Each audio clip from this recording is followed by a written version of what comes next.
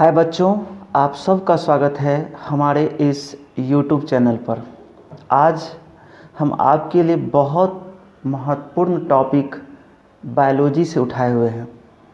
जैसा कि आप जानते हैं कि पिछले क्लास में हमने आप लोगों के लिए जो वीडियो बनाया था वो था डाइजेस्टिव सिस्टम से रिलेटेड। और अगर आपने नहीं देखा तो आप निश्चित रूप से उस वीडियो को देखिए, क्योंकि उसके बाद इसकी शुरुआत होती है। और जैसा कि आप पढ़ रहे हैं कि आज जो हमारा टॉपिक है वो है ब्लड सर्कुलेटरी सिस्टम, यानी रक्त परिसंचरण तंत्र। इसका मतलब होता है कि आखिर इसको किसको कहते हैं, रक्त परिसंचरण तंत्र। तो इसका जो इसका जो डिफिनेशन होता है, उसके डिफिनेशन को आप ऐसे दे सकते हैं: अंगों के वे से समूह या अंगों का वे सभी समूह या वे सभी अंग जो ब्लड को, रक्त को शरीर के विभिन्न अंगों तक पहुंचाता है, यहाँ तक कि सेल तक पहुंचाता है, वो कहलाता है रक्त परिसंचरण तंत्र, यानी ब्लड सर्कुलेटरी सिस्टम। ये जो ब्लड सर्कुलेटरी सिस्टम है, इसके बारे में विलियम हार्वे ने बताया था। विलियम हार्वे ने इसके बारे में बताया था। और इसको पढ़ने के लिए, जो रक्त परिसंचरण तंत्र है, इसको पढ़ने के लिए हमने इसे 3 भागों में बांटा है। यानी रक्त को चलने के लिए क्या क्या चाहिए। एक तो रक्त चाहिए, ब्लड। दूसरा हार्ट चाहिए। हार्ट क्या करता है, पूरे शरीर से ब्लड को खींचता है और फिर उसको पंप करता है। तो ये पढ़ेंगे जब हम लोग हार्ट में पढ़ेंगे। दूसरा है ब्लड वेसल्स, यानी रक्त वाहिनी। रक्त वाहिनी कहते हैं जिसके द्वारा रक्त बहता है, यानी नसों को, जिसमें रक्त चलता है। ठीक है बच्चों, इन 3 तरीके से हमने ब्लड सर्कुलेटरी सिस्टम को 3 भागों में बांट दिया है। 3 भागों में बांटने के बाद अब हम लोग चर्चा करते हैं ब्लड के बारे में। सबसे पहले यह जानिए कि ब्लड हमारे शरीर में क्यों जरूरी है, आखिर इसका काम क्या है हमारे शरीर में। मेरी बातों को, यानी आज के लेक्चर को आप भली भांति और बहुत ध्यान से सुनेंगे, क्योंकि आज का लेक्चर आपके लिए बहुत महत्वपूर्ण है, आपके लिए बड़ा मायने रखता है इस टॉपिक को समझने के लिए। अगर आप मेरी बातों को ध्यान से सुन लिए, समझ गए, तो मुझे लगता है कि यह टॉपिक, ये चैप्टर जो है आपके लिए बहुत आसान हो जाएगा। और किसी भी एग्ज़ाम में अगर प्रश्न पूछे जाते हैं तो निश्चित रूप से आपसे प्रश्न नहीं छूटेगा। सबसे पहले ध्यान दीजिए कि जब ब्लड का कहाँ कहाँ काम है, सबसे पहले हम ब्लड के बारे में बताते हैं कि ब्लड हमारे शरीर में क्यों आवश्यक है, क्या करता है वो हमारे शरीर के लिए।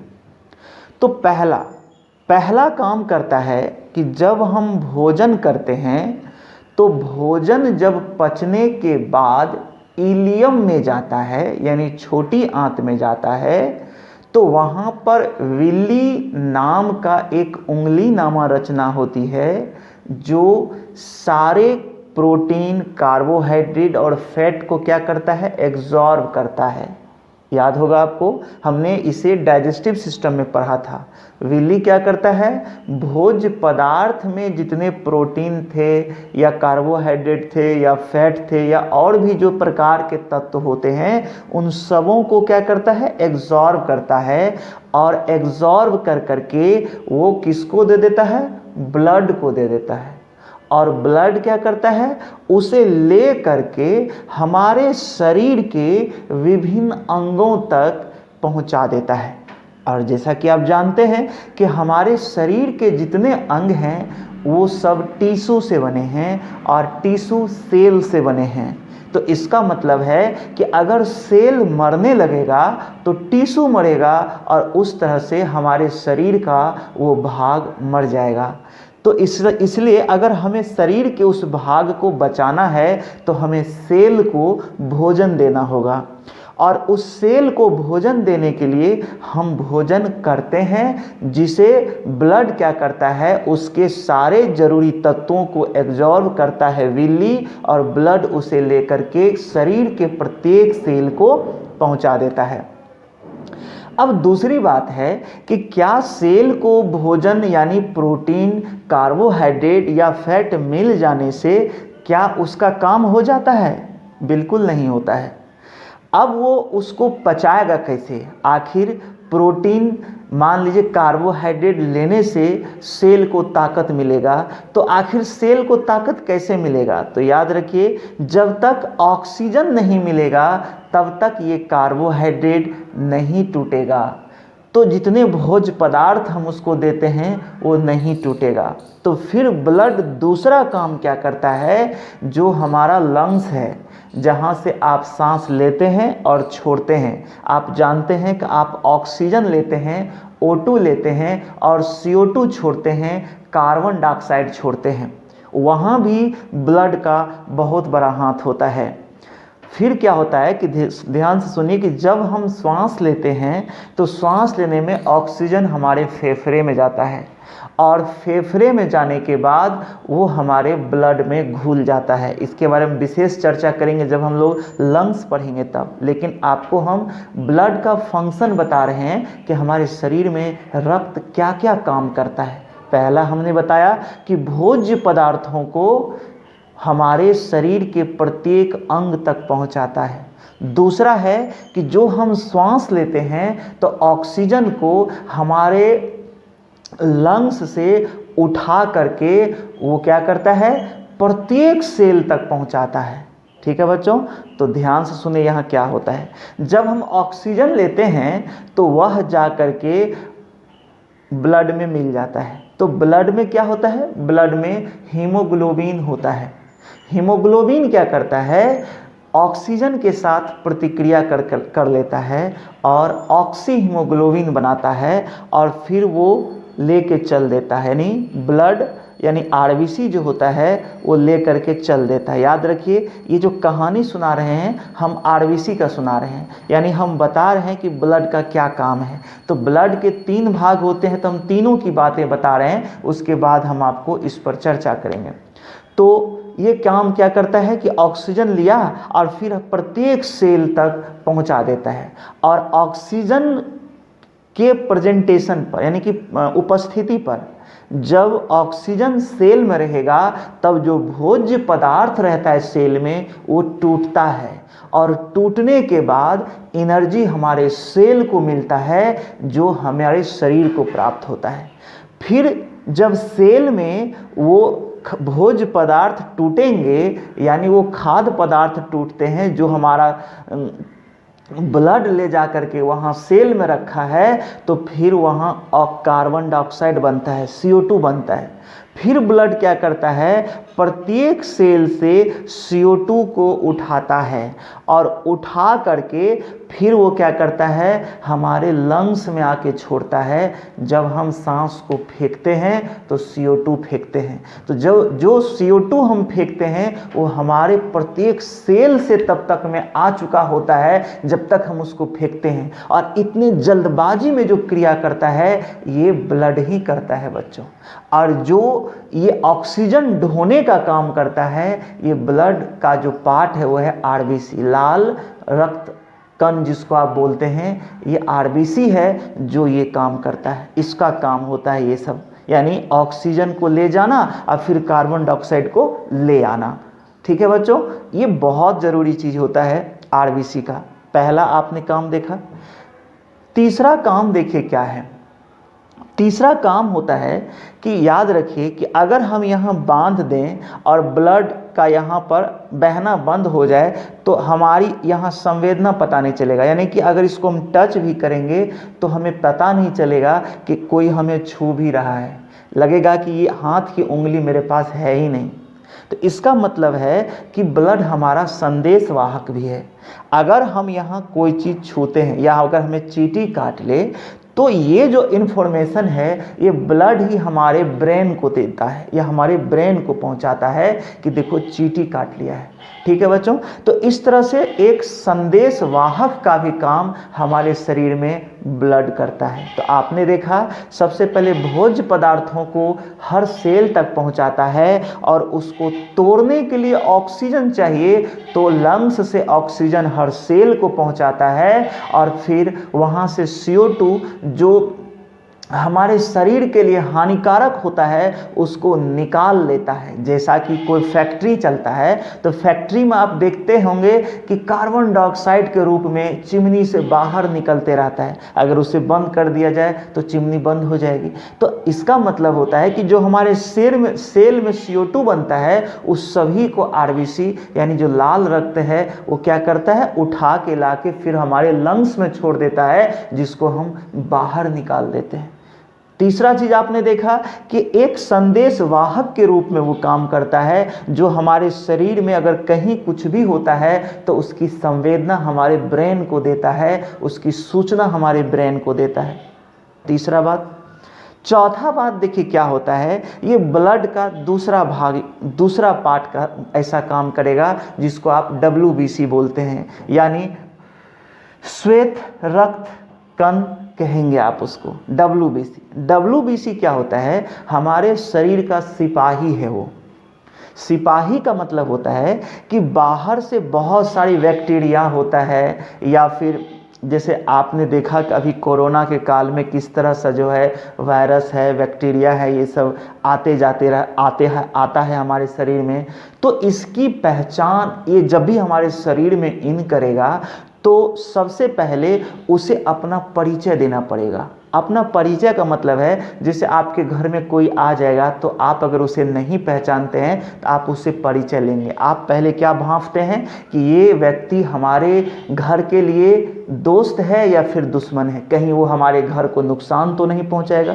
तो इस तरह से जो भी बैक्टीरिया या वायरस हमारे शरीर में आता है तो सबसे पहले उसको अपना प्रमाण पत्र देना पड़ता है कि हम तुम्हारे शरीर के लिए सही हैं या फिर गलत हैं।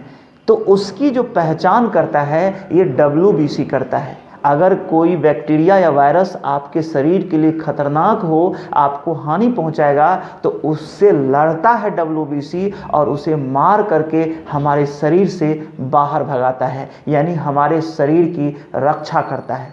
ठीक है बच्चों, तो ये ब्लड का चौथा काम हो गया। पांचवा काम देखिए क्या है कि जब कहीं शरीर का कोई भाग कट जाता है, शरीर का अगर कोई भाग कटता है तो ब्लड बहना शुरू हो जाता है। अगर इसे रोका जाए, आप देखते हैं कि अगर बहुत ज़्यादा कट जाए तो आप बार बार उसमें सिलाई करेंगे या फिर उंगली से उसको दबाने की कोशिश करेंगे या कोई दवाई लगाने की कोशिश करेंगे, तो क्या देखेंगे, अगर ब्लड बहते रहे तो आप कुछ भी करेंगे तो ब्लड को रोक नहीं सकते हैं, चाहे आप सिलाई ही क्यों ना कर दें। वो एक तरल पदार्थ है, वो बाहर निकल ही जाएगा। तो होता क्या है कि ब्लड में एक और चीज़ क्या होता है, उसको बोलते हैं प्लेटलेट्स। ये प्लेटलेट्स क्या करता है, इसका काम होता है कि जब कहीं शरीर का कोई भाग कट जाए तो वो जब ब्लड बहने लगे तो वहाँ एक झिल्ली जैसी रचना बना दिया जाए ताकि ब्लड शरीर से बाहर ना जाए। ये काम होता है प्लेटलेट्स का। ठीक है बच्चों, बहुत सारी ऐसी बीमारियां भी होती है जैसे, और रोग प्रतिरोधी क्षमता को भी बढ़ाता है। जैसे आप ये चीज़ देखेंगे कि डेंगू मच्छर अगर आपको काटता है तो सबसे पहले आपके शरीर के प्लेटलेट्स को घटा देता है। प्लेटलेट्स हमारे शरीर में 1.5 लाख से 4 लाख तक होना चाहिए। अगर उससे कम है तो आप बार बार बीमार पड़ेंगे और कोई भी रोग तुरंत आप पे हावी हो जाएगा। इसलिए आप क्या करते हैं, आज के औषधि के युग में आप क्या करते हैं, गिलोय पीते हैं या फिर गिलोय का टेबलेट खाते हैं, तब जा कर के आपके शरीर का प्लेटलेट्स बढ़ता है और फिर जा कर के क्या होता है, आपके शरीर का जो है इम्यून सिस्टम बढ़ता है और फिर आप बेहतर फील करते हैं और आपके शरीर का जो रोग प्रतिरोधी क्षमता होता है वो बढ़ जाता है। जो छोटी मोटी बीमारियों को तो वो ऐसे भगा देता है। ठीक है बच्चों, तो देखिए ब्लड का कितना बड़ा फंक्शन है। लेकिन थोड़ा ध्यान रखिए कि जो WBC होता है, WBC हमारे शरीर में एक मात्रा ही होना चाहिए, ज़्यादा नहीं होना चाहिए। अगर इसकी मात्रा ज़्यादा हो जाए तो इसको ल्यूकोसाइट्स नाम का एक बीमारी होता है, अगर वो ज़्यादा हो जाए WBC, तो ये ल्यूकोसाइट बीमारी जब हो जाएगा तो उसी को हम लोग ब्लड कैंसर बोलते हैं। यानी अगर किसी व्यक्ति को ब्लड कैंसर है तो इसका मतलब है कि उसके शरीर में यानी कि उसके रक्त में क्या हुआ है, WBC का जो संख्या है वो ज़्यादा हो गया है, इसीलिए आप उसको ब्लड कैंसर के रूप में देखते हैं। तो आपने देखा कि यहाँ पर हमने ब्लड के बारे में मुख्य बातें आपको बताया। चलिए अब हम लोग यहाँ बोर्ड पर देखते हैं। हम समय को बचाने के लिए यहाँ बहुत कुछ लिख देते हैं ताकि आपको पढ़ने में सुविधा मिले और साथ ही साथ आपको नोट्स बनाने में भी सुविधा हो। लेकिन जो भी लेक्चर हमने आज दिया इसको आप अगर एक बार में नहीं समझे तो 2 बार 3 बार देखिए, क्योंकि बहुत ज़रूरी चीज़ हमने आज आपको बताई है ब्लड के बारे में। तो चलिए बच्चों, ब्लड सर्कुलेटरी सिस्टम यानी रक्त परिसंचरण तंत्र में मतलब शरीर के वैसे अंग जो रक्त को शरीर के विभिन्न अंगों तक पहुंचाने में मदद करता है उसको बोलते हैं रक्त परिसंचरण तंत्र। यहाँ देखिए, रक्त परिसंचरण तंत्र को पढ़ने के लिए इसको हम लोग 3 भागों में बांटते हैं। यानी रक्त को नसों में बहने के लिए कौन कौन चीज़ ज़रूरी है। पहले खुद एक ब्लड, दूसरा हार्ट, क्योंकि हार्ट ही पंप करता है यानी पुश करता है, ब्लड को खींचता है फिर पुश करके भेजता है। उसके बाद ब्लड वेसल्स यानी रक्त वाहिनी, जिसको आप नस बोलते हैं, नस जिसमें ब्लड बहता है। उसके बाद देखिए, ब्लड को हम लोग 2 भाग में बांट देते हैं, क्योंकि ब्लड के 2 भाग होते हैं। पहला देखिए, ब्लड अगर आप किसी में बर्तन में रख दीजिए और इसमें आप क्या करिए, ब्लड रख दीजिए, ठीक है, और इसमें कुछ केमिकल डाल करके इसको प्रोसेस में डालिए, मशीन से इसको घुमाइए। तो जब घुमाइएगा तो देखिएगा कि लाल पार्ट जो है ये नीचे बैठ जाएगा और ये वाला पीला पार्ट बैठ जाएगा ऊपर, पीला और नीचे हो जाता है लाल। ये जो नीचे लाल बैठता है यही ब्लड सेल है, ब्लड सेल है। और ये जो पीला है इसको प्लाज्मा बोलते हैं, जो पीला दिखता है प्लाज्मा, ठीक है बच्चों। तो इस तरह से प्रोसेस में ला करके आप मशीन में डाल करके प्रोसेस में माने घुमाने के बाद प्लाज्मा ऊपर चला जाता है और ब्लड के जो सेल हैं वो नीचे बैठ जाता है। तो इस तरह से ब्लड को आप 2 भागों में बांटते हैं। एक होता है प्लाज्मा। प्लाज्मा में क्या होता है जानिए। प्लाज्मा पीला रंग का एक तरल पदार्थ है, उसमें 90% जल होता है और 10% प्रोटीन, कार्बोहाइड्रेट और खनिज लवण पाए जाते हैं। दूसरा पार्ट है ब्लड सेल्स यानी रक्त कणिका या रक्त कण जो कहिए। रक्त कणिका जो होता है वो भी पीला रंग ही होता है, लेकिन इसमें RBC होता है, रेड ब्लड सेल होता है, जिसके कारण से ये लाल दिखता है। यानी ब्लड सेल यानी ब्लड आपको लाल दिखता है, ठीक है। और ब्लड में भी 90% जल होते हैं, 10% प्रोटीन, कार्बोहाइड्रेट और मिनरल्स पाए जाते हैं। ब्लड का जो टेस्ट होता है वो क्षारीय होता है, इसीलिए इसका pH मान 7.4 होता है। ये सब याद रखने के लिए है एग्जाम के दृष्टिकोण से। अब देखिए, ब्लड को हम 3 भाग में बांटते हैं। जैसा कि आप इसके बारे में लेक्चर सुन चुके हैं कि हमने ऑल ओवर इसके बारे में मोटा मोटी सबके बारे में बताया, मतलब डिस्कशन किया है। अब इसको तीनों भागों को अलग अलग करके हम लोग अलग अलग डिस्कशन करते हैं।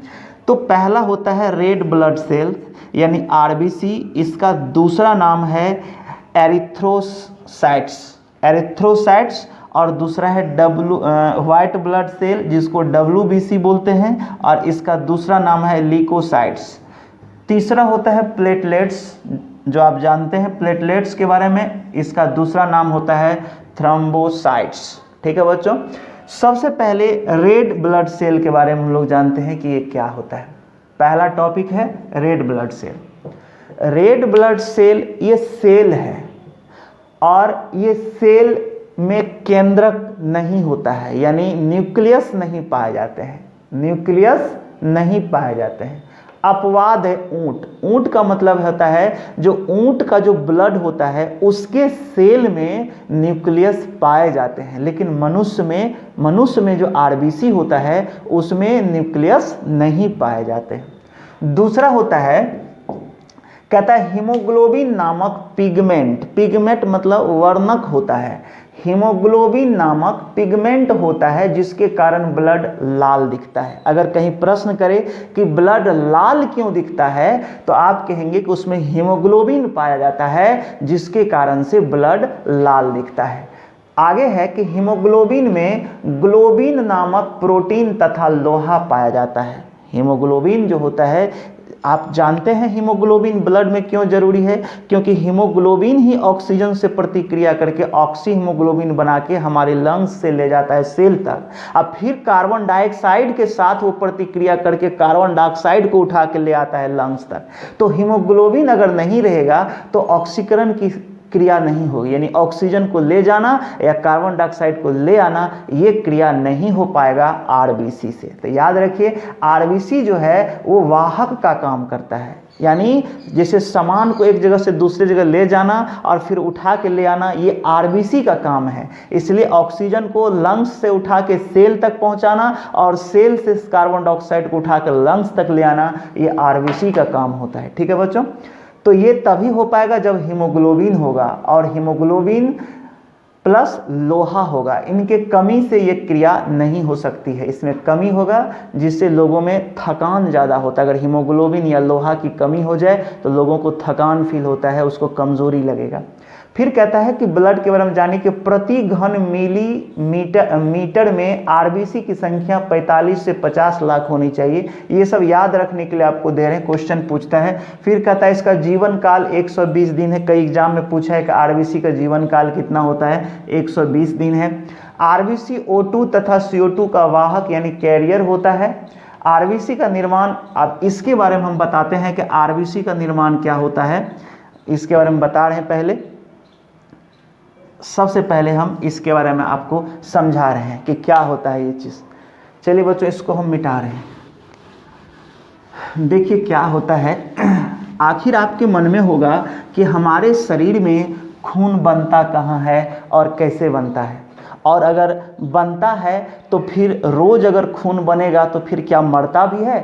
तो देखिए क्या होता है, मनुष्य की दो अवस्था होती है। एक अवस्था होती है कि जब वो माँ के पेट में होता है यानी गर्भ में, एक होता है गर्भ में, इसको कहते हैं भ्रूण अवस्था। भ्रूण अवस्था, ठीक है। दूसरा होता है मनुष्य, जब वो जन्म ले लेता है।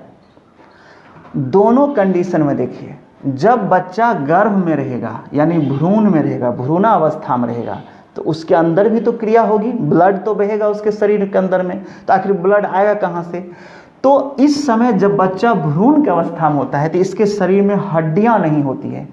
तो इस टाइम पर भ्रूण अवस्था में जो ब्लड बनेगा, ब्लड यानी आरबीसी की बात कह रहे हैं यहाँ पे, जो आरबीसी का निर्माण होगा वो कहाँ होगा, लीवर में।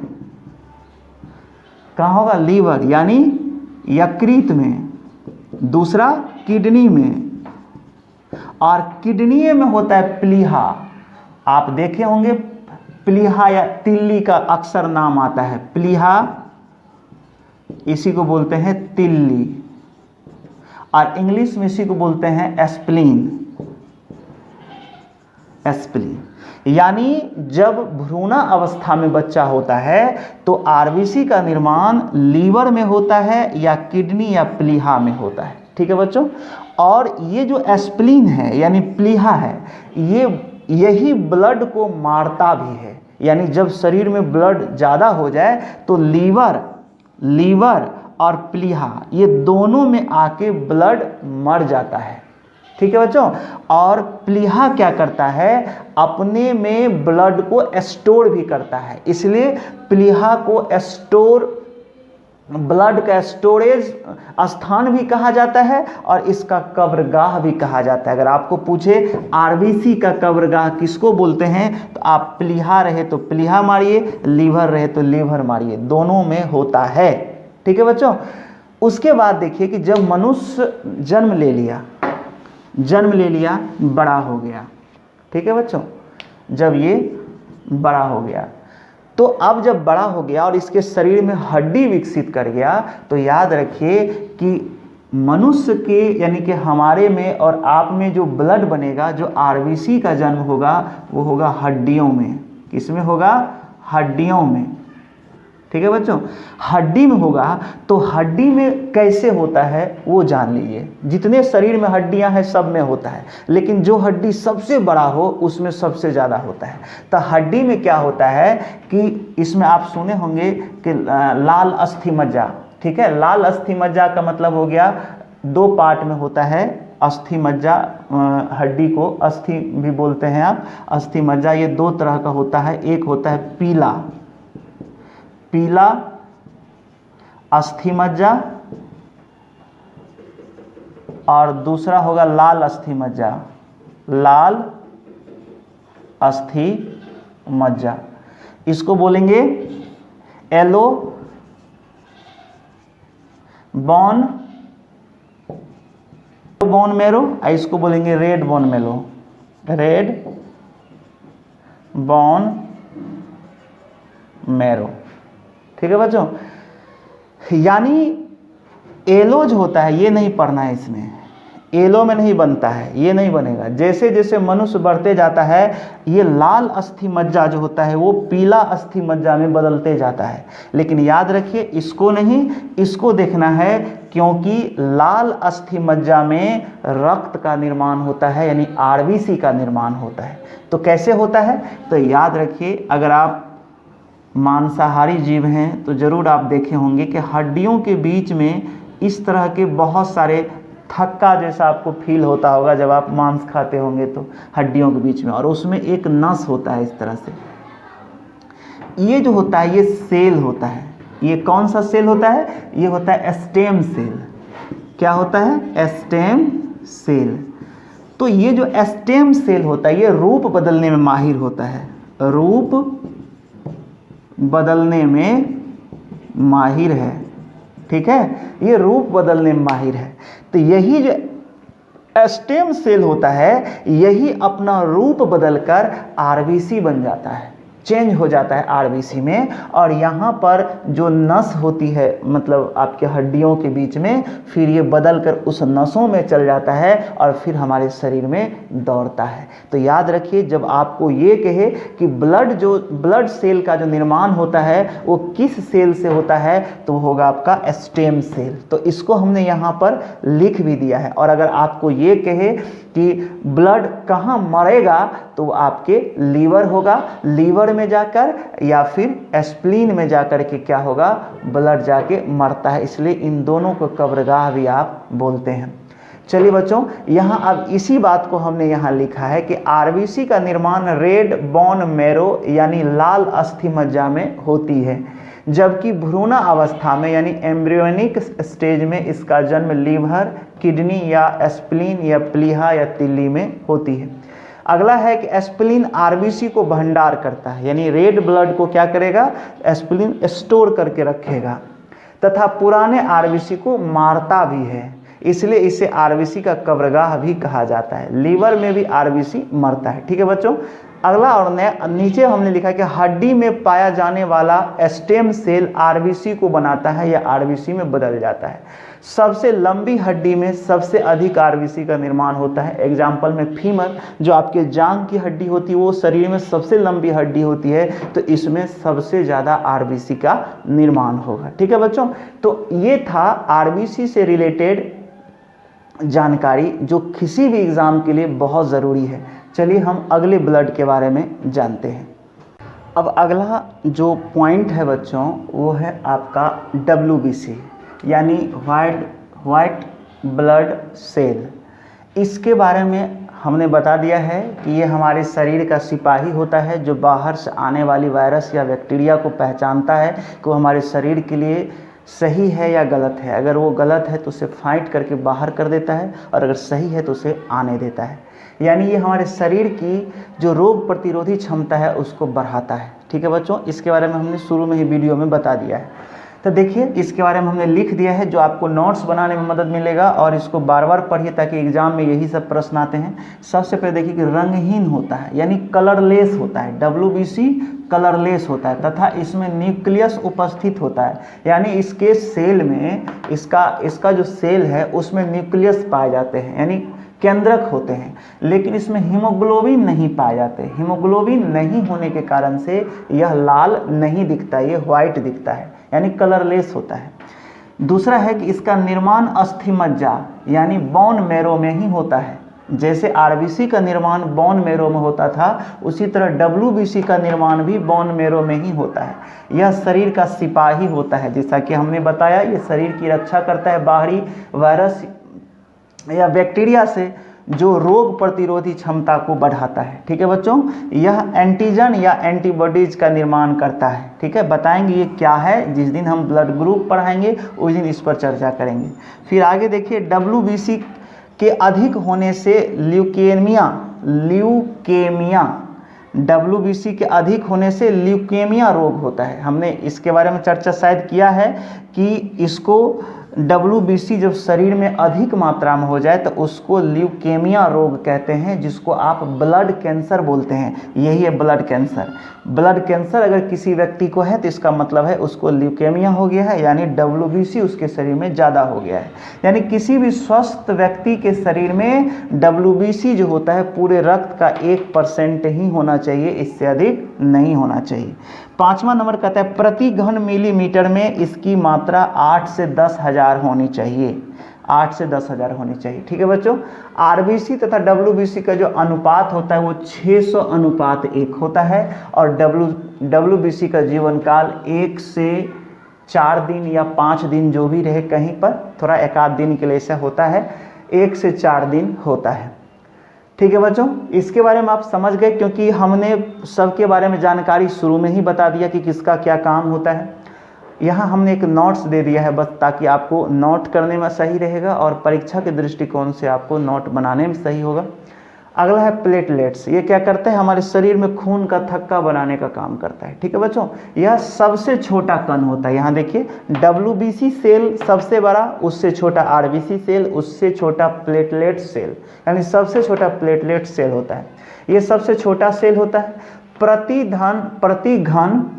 प्रति घन मिलीमीटर में 1.5 लाख से 4 लाख तक ये होना चाहिए। अगर ये घटा, क्योंकि डेंगू काटता है तो प्लेटलेट से ही घटता है, तो उसके लिए गिलोय दिया जाता है। जानते होंगे गिलोय, खाने के लिए उसका टेबलेट दिया जाता है ताकि प्लेटलेट्स बढ़े। ठीक है, खून के थक्का बनाने में यह मददगार होता है जब शरीर का कोई भाग कट जाता है, ताकि उसको रोका जा सके। इसका जीवन काल औसतन 8 से 9 दिन या 10 दिन होता है, कहीं पर 10 दिन भी आपको मिलेगा।